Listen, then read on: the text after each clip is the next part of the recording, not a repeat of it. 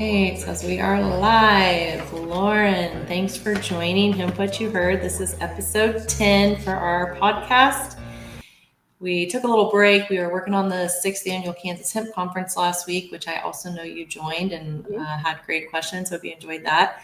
It was a good highlight about what's going on in Kansas on the fiber grain side. And you and I have met along the way at NOCO and tried to be supportive of one another's business in many ways. And it's really just great to have you on today. I'm excited to share your background with the hemp community and the products that you offer and your philosophy towards proliferating hemp in the United States. So thanks for being here and really glad to have you and look forward to learning a little bit more about your background to get started.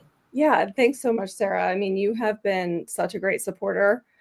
We've known each other a couple of years now, but whenever we are dropping new products, you're the one placing the orders, and you really do actually show up and place orders at Root for Hemp, and we notice that all the time when we have some of our most loyal customers.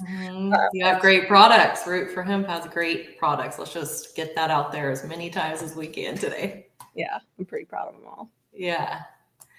So tell me about your background. You're a policy person which I just love. Yes, I think it's we can start where I started, which I really cut my teeth more than 20 years ago in my early 20s working in DC politics. Yep. I worked for Congressman Raul Grijalva from Arizona, Awesome. who came up through the farm worker movement, and he was a real, true social justice warrior and a supporter of the plan until the day he died earlier this year.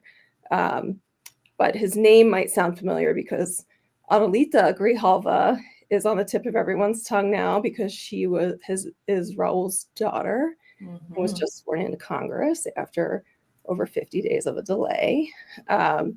But that's really where I got my start, and I can't really divorce myself from such a formative time in my life. So it absolutely shaped me. It was such an important time in my life, and it taught me a lot about what it means to be an advocate and what it means to show up. To do the work. Right. Yeah. So when I, fast forward into 2013, I moved to Colorado in 2012, and in part because I was really attracted to being in a state that had medical access. It was really important to me. I'm a lifelong consumer, so that was like a lifestyle change that I wanted to make when I was leaving DC. And I just was so excited by the burgeoning cannabis space at that time. It was just a really exciting time to be a part of it. And I, had since pivoted into being like more of a marketing professional, and cause-based marketing is something that it makes complete sense to me. Like you can get people excited about a cause and your brand is a cause, they're going to be really loyal to you. So obviously it was really exciting to have the opportunity to work for Willie Nelson's brand, Willie's Reserve. So I spent a couple years there on the rocket ship that was that moment and that brand at that time. And what years? So was that in the medical space or that was in the hemp space? So I started working for Willie in 2015. Okay. About a year before they came on market. Okay. The product. So they really engaged me on, they knew my advocacy background and they wanted me to help make their brand a cause, because Willie is like the ultimate advocate for the plant and for farm workers and, his mission through Farm Aid. It was just such a gift to be able to tell a story like Willie's in that moment, because he was the real deal and did the work and was a real advocate and spoke truth to power. And I'm like, I feel home here. I love it. Oh, yeah. Over that. Yes. Yeah. That's amazing. That's amazing. So, but around that time, I was doing social strategy consulting for that company, and I was just at the forefront of a lot of the social media ban stuff. So I had started a campaign that I called End the Social Canna Ban. And that was really the rallying cry for the social media censorship that we were dealing with. And that was ultimately recognized by High Times. Oh, It's really important conversation piece. I also felt like I had a teenage dream come true moment when I was like saw my face in High Times. Um, uh, so that was sort of like how I was like entering into the space. I was really involved with Women Grow. I was their original social strategy director and growing that network. So it was a rocket ship time. Yeah. It's still a rocket ship time. It's still definitely an unsettled space, and your transition or your heightened focus maybe onto the root for hemp product development. When did that come about? How did you get there? What's it look like today? Yeah, when I after 10 years just like really focused in cannabis, and I was just like, where's the hemp? Where's the hemp? I knew the Farm Bill legalized it, but it was like all the rage for the CBD stuff, but I just was not seeing the products in the marketplace. And I see all this bamboo on the shelves. I see all the organic cotton. And I'm like, the hemp should be right next to this. Right. And it's just not. So I went down to NOCO in 2023. I think that's when we met. Yep. And I just really wanted to get my hands on it and see what people were doing with it. And I came away from that experience I remember driving home from Colorado Springs and it just like lit up thinking about the possibility. And it just struck me that hemp housewares is a wide open vertical, and it's everyday products that people use. So I really, I got my hands on a lot of the textiles there. I saw a lot of different products. And, in my opinion, if it's like you're just looking at it as CBD, like you're really missing the point. We love CBD, but it's so much more than that. Yeah. So it really, Root for Hemp was really a kind of thing that came to me as like a really fully formed vision. And it was like a really exciting to get like struck by that in that like 1 month of my life where I was like, I have to do this, So I pivoted into this. I have a business partner that is more behind the scenes, but supported the vision and does the operations. And I just really went down the rabbit hole of like, how do we drive everyday adoption?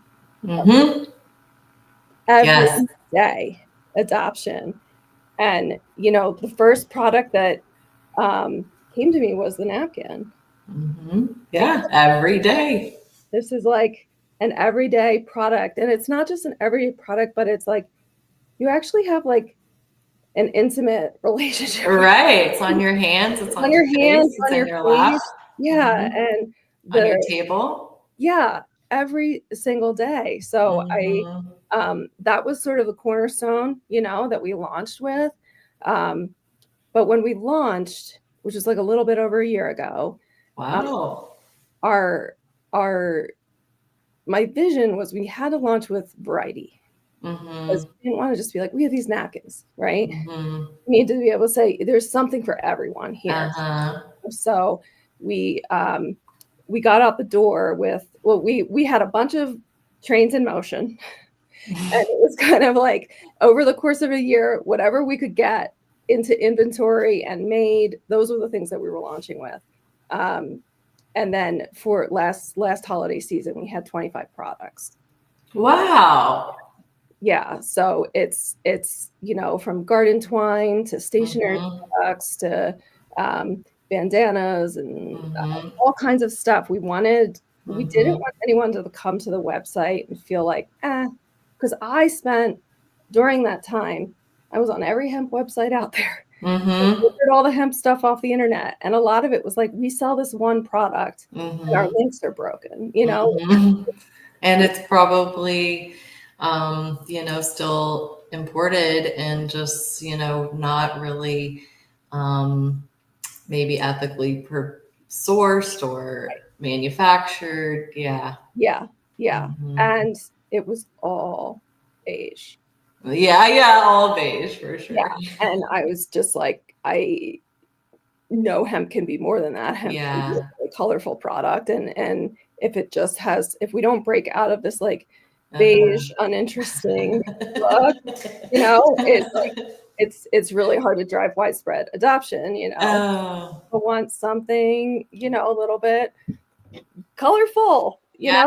like so that was sort of like getting out the door last year. Mhm. And now we have over 30 products. Nice. I just ordered my daughter the scrunchies. I'm sure she won't watch this. I know. I am so thrilled about these because Those. Mm. they are this is the type of thing that like will open people's minds about the plant, because All of it. I Everyday products, the gift card or everything. the stationery. I am in love with the stationery. I used it for all my Christmas cards last year. I've used it throughout the year for thank you notes and birthday cards. Happy Yeah. birthday, bud. Happy birthday. Oh yeah. I love it. You guys were going to buy these products anyway. You're going to buy napkins. You're going to buy scrunchies. You're going to buy stationery. You're going to buy Christmas cards. Yeah. You are connecting what you know about advocacy with what you know about brand development, a person after my true heart, because every single person votes with their dollars. They are, what did you say before we started? They are advocates because they are consumers. Yeah, there's no way to be a consumer of this plant and not be an advocate, whether you like it or not. Of anything. All of our dollars say something about who we are and what we value. And if you want American hemp farmers to bring this realization to market and you are not a farmer, this is how you can help. These are the people that you can help. These are the products that are good for you, that are good for the environment. They're good for the farmer that grew them. And they're cool and they're high performing. Thanks. Yeah. And I think, like we're kind of at this moment where I think a lot of people are really reflecting on their personal consumption habits. And, yes. And, people are financially stressed and they, don't necessarily feel good about spending their dollars. Big box stores that are run by the billionaires that are the reason so many people are financially stressed. Right. We're not doing it in our family this year. Yeah. So I think that we're kind of at a moment where like there's a lot of boycotts going on. And you can make the choice. You don't have to like not buy gifts for people. You can make the choice to buy gifts from sustainable small businesses. Conscious consumption at the holidays, at our everyday lives, at the things that we eat, the things that we purchase and who we purchase them from. That is a power that we all have and we all exercise it, and we either give it up or we channel it to causes that we want to grow. Yeah. Well, I hope that people shop Root for Hemp all throughout the holidays. Again, the scrunchies are awesome. The napkins, the hemp roll-ups, the stationery, there are everyday items on there. These guys. Great website. Check it out. And Lauren, can you just say a little bit more? I think you have a really great history of growing hemp as well. Then you can share how you've seen the arc of that go, and then what your experience has been this year growing true hemp for grain and fiber. Thanks. I've been growing cannabis for a decade or more than a decade. I'm very passionate about the right to home grow. And I think, moving to Colorado and getting the opportunity to do that, I really deepened my own relationship with the plant. And it gives you an appreciation for the amount of work and care that goes in to what you pick up at the dispensary. Or what you purchase on our website. But I was, so I was really pretty experienced at growing cannabis. And, but you're growing female only plants. And I knew that was going to be a big difference. And I have a whole bunch of the Medicine River 23 seeds from Midwest Hemp Tech that I just was like, I want to really try this. Just like, what is it like to grow hemp this year? And I just, in a kind of chaotic fashion, I just was like, I had an empty garden bed that I wasn't doing anything with this year. It was like a 4x6 garden box. The soil needed some love. And I'm like, preach about how hemp is good for the soil and all those things. I'm like, I'm just going to throw a bunch of it in there and see what happens. Well, I would just say the germination rate was high. I was pretty impressed with how much came up. And then through the season, well, thanks for texting with me about it, because I needed kind of a phone the friend person, because it was a little bit different because mine were quite delayed in their gender. I was like, what's wrong? Like, I'd been to hemp farms and seen how different that looks from a cannabis farm, because you have the male and female plants, and then it just like looks so different. And then, when I was, all the photography on our website is from, or almost all of it is from a CU Boulder hemp research field. Okay. And I learned so much meeting with the researchers at that field. And Professor Nolan was just like pulling the seeds right off of the plant to eat them. And I was just like in love with that. That is the best. I feel so good about doing that.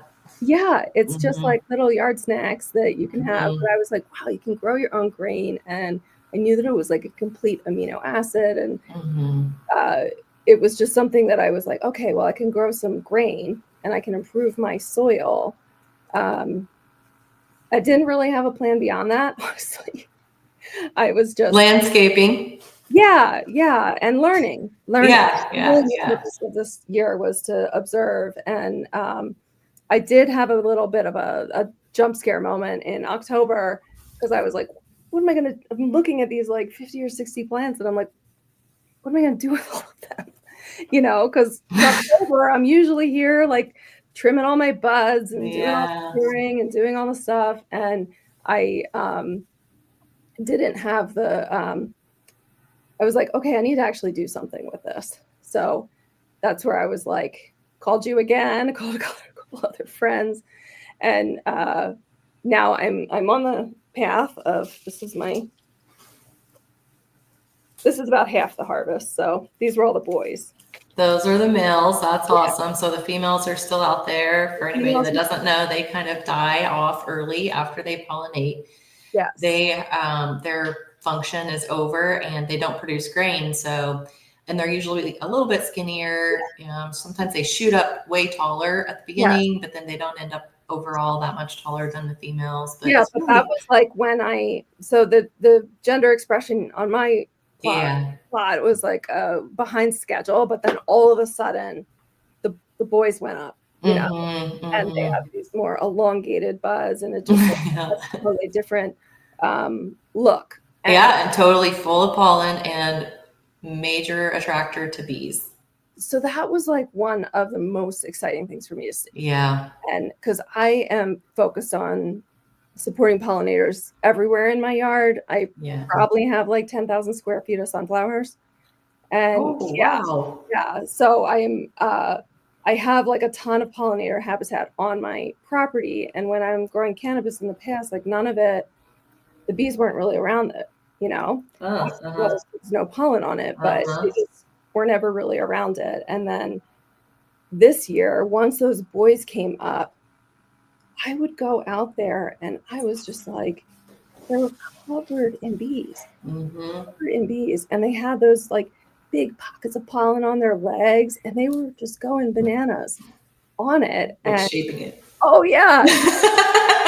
They were, I mean, there might have been in that small little area more than 50 bees, and that really excites me for a lot of reasons. But in Colorado, we have a really short fall and a lot of flowers are gone. So it's really important to plant diversity in your yard so that you have things for the late season pollinators, because especially the native bees are really busy right now. And seeing how this was such a magnet for the pollinators was one of the most unexpected things that I learned that made me even more excited about it, because they were just going nuts on it. And then if anyone's just trying, if that's all you do, like you're doing good by the soil, you're doing good by the pollinators, and that can just be it. And the rest can go into your compost, Yeah. But because it just struck me as such a use that I didn't foresee. Well, and in your yard or in a small part of your ranch or farm, it'll, even if you don't chop it down, it'll just drop seeds and then pop back up in the spring and, just kind of expand like bamboo would basically. So you don't have to harvest it. You can go right out and eat the seeds right out of the field or wherever you are, backyard. Also, you can eat the microgreens when the seeds pop up right out of the ground. There is more protein in a hemp leaf than like any other green. It's so good for you to eat the little microgreens right out of your yard too. I have to plug the Hempy Hearts protein capsules. Yeah. Well, it's like such an innovative product as a way to get some more protein into your diet. And I've been, you've educated me a lot on the Hemp Hearts and hemp protein powder and all of that kind of stuff. And so I should try it on the microgreens. Yeah, that's a good way to use up seeds too. And it's, it's great in a salad. It's real mild until it gets taller, and definitely after it goes to vegetative state, you wouldn't want to eat the leaves anymore. But before that, very mild flavor. It's cute, it'd be a great salad topper at a restaurant, garnish on a drink. Yeah. There's so many reasons to grow hemp in your own yard, and I really hope people start doing it. I really think it's great. I'm really trying to advance that. Yeah. Because I did. So I'm involved with this local organization here in Colorado called Go Farm. Yeah. Profit community supported agriculture model. And they have over, I think they have like 50 different farmers in the region, 500 shareholders. And it's just a delight. And they did something this year that was really cool. They did pop-ups at farm share pickups with local. Okay. And so I signed up with Root for Hemp to pop up at Go Farm CSA pickup locations in the parking lot with the farm stand. And I had that was like such an interesting audience to have a conversation with about. And I, I have this educational newsletter. So I was trying to encourage people to sign up for the newsletter. And to do that, I was giving away little seed packets from Midwest Hemp Tech. And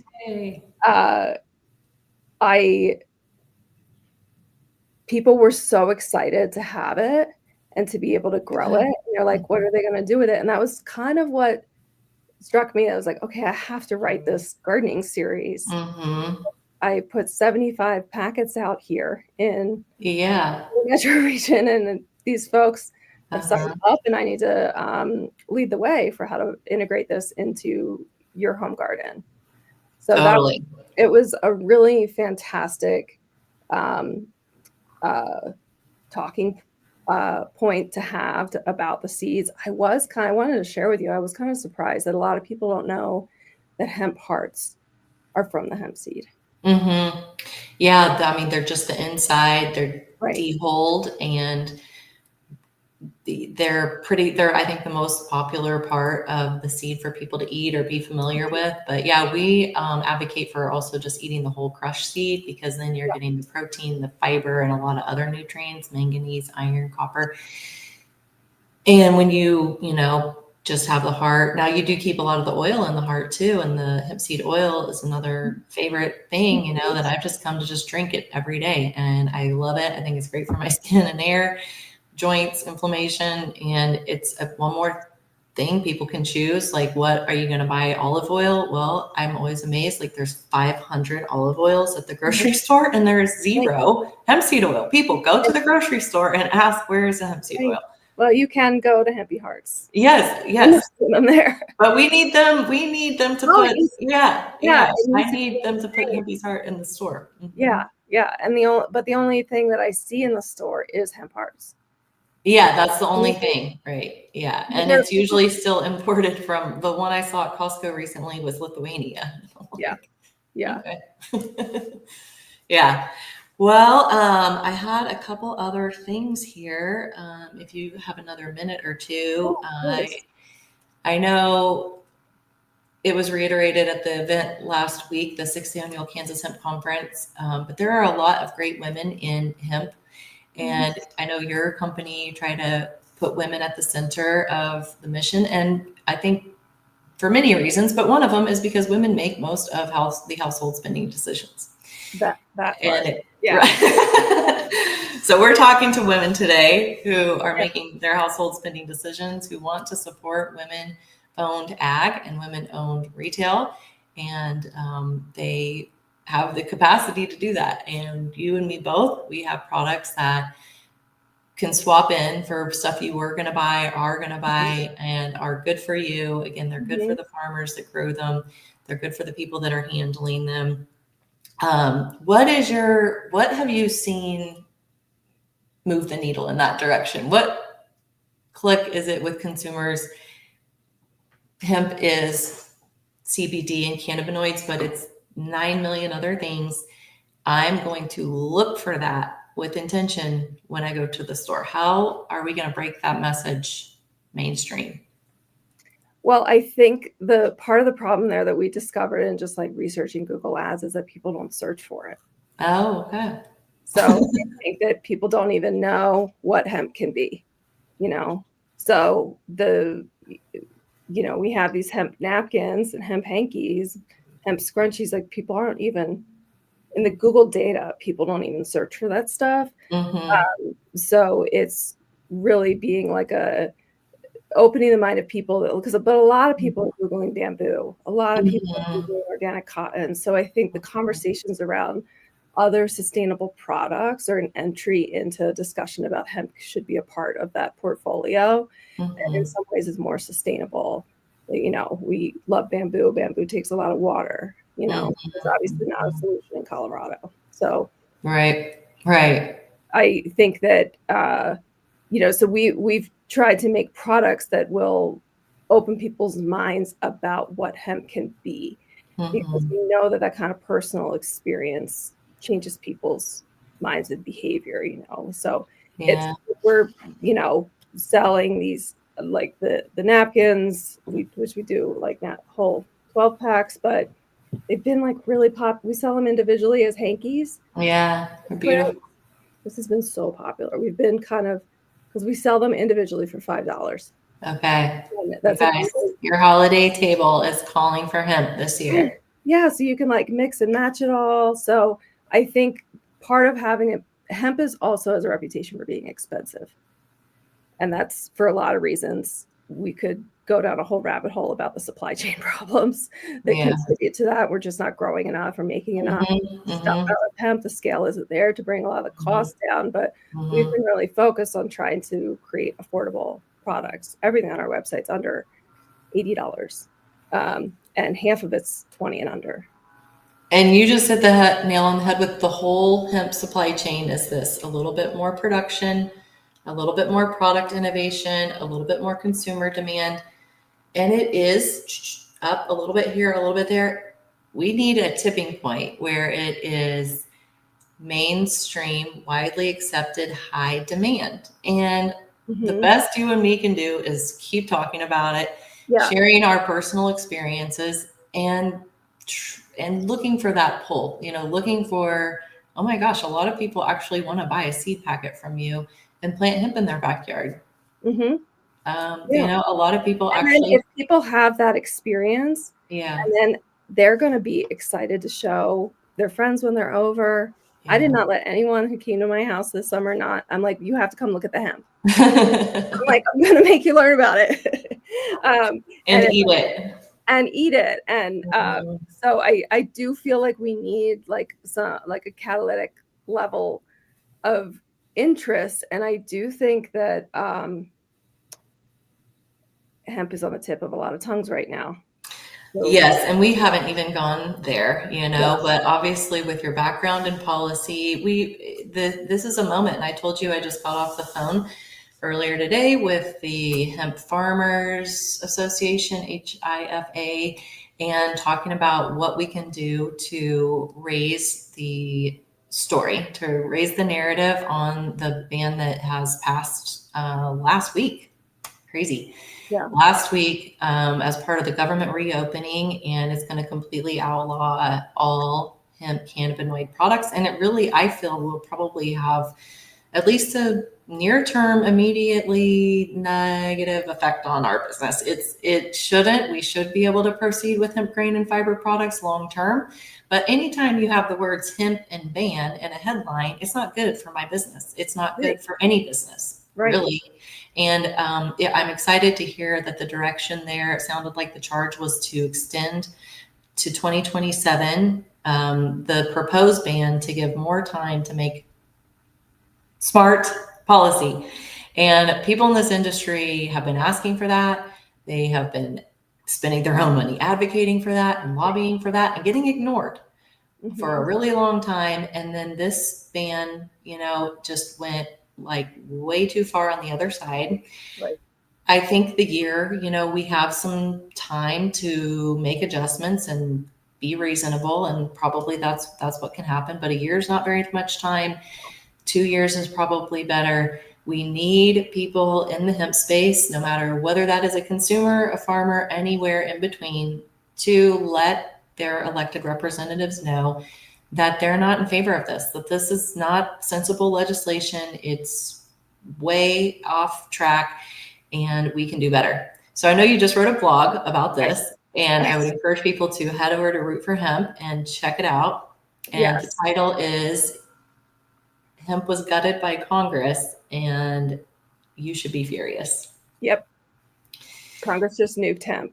Congress nuked hemp. Right. Yeah. And, I think that this is a moment that, life is funny this way, but I was like, wow, I guess it's like really time to root for hemp for all of us. All of us are rooting for hemp. Yeah. And I had like an influencer just like had an ashtray that I gave her like a year ago. And she was just like, well, I guess this is more timely than ever. And I was like, it is. And that's what this moment can be. That's what this moment can be. And I think that anyone who has been impacted by the plant, and that's like primarily cannabis consumers and CBD consumers,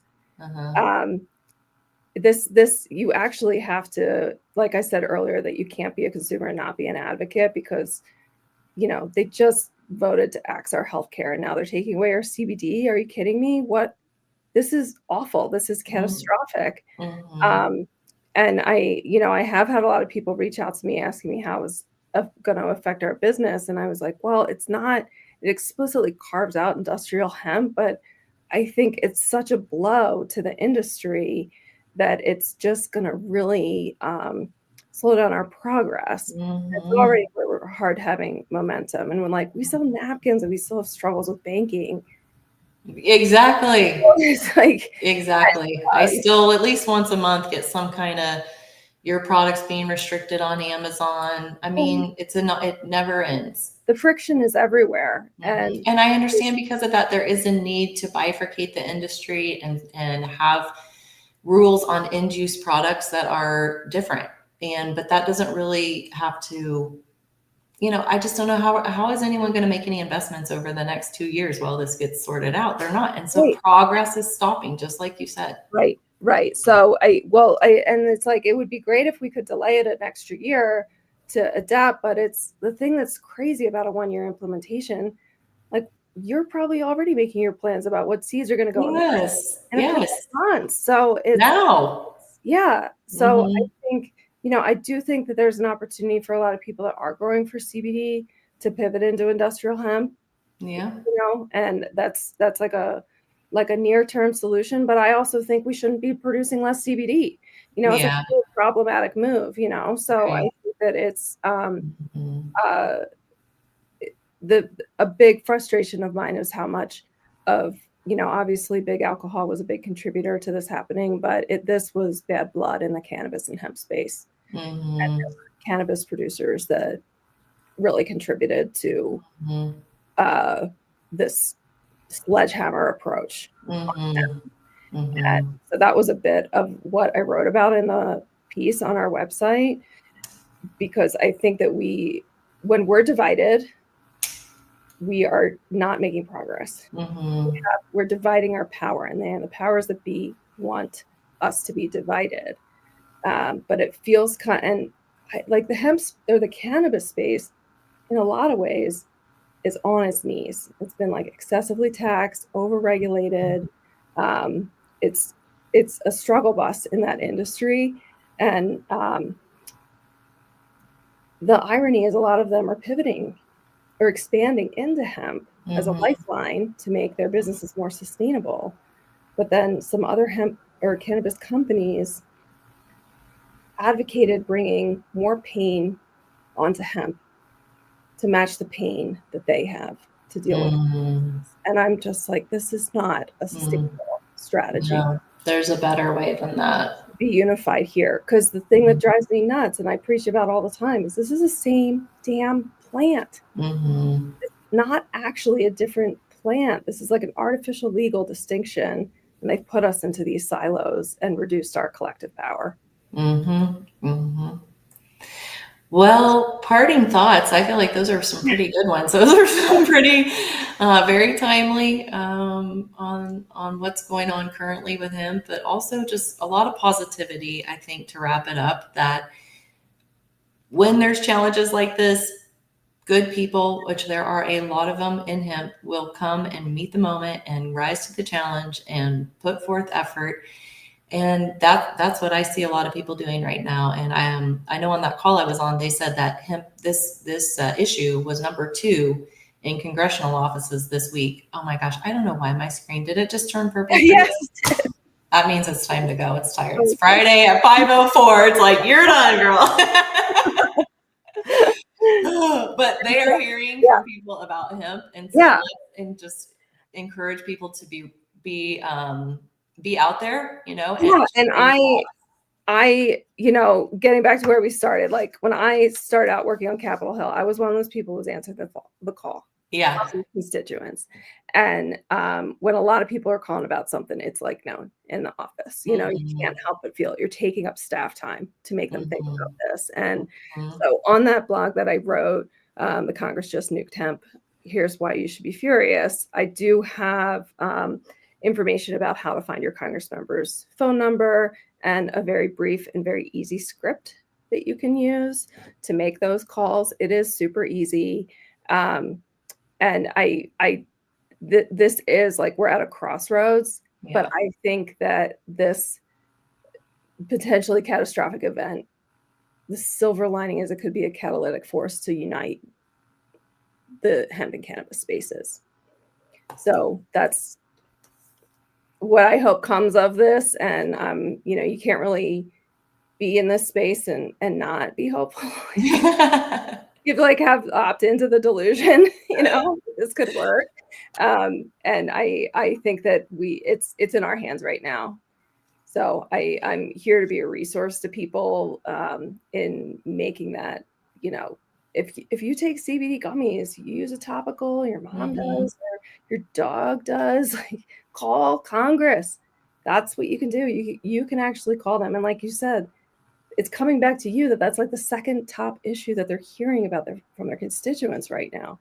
So we have to and they're going to be home over the holidays. It's a good time to just keep up the drumbeat, tell your story, and share what the plant means to you, and require that they do better, that they make smart policy that's good for farmers, it's good for consumers, it's good for businesses, it safely protects kids. All of that is completely within our hands. Just like you said, I think this was a really beautiful conversation. I was really nice talking with you today. Thanks so much, Sarah. I can handle the pink screen, so I'm gonna have to wrap it up, but it's exciting.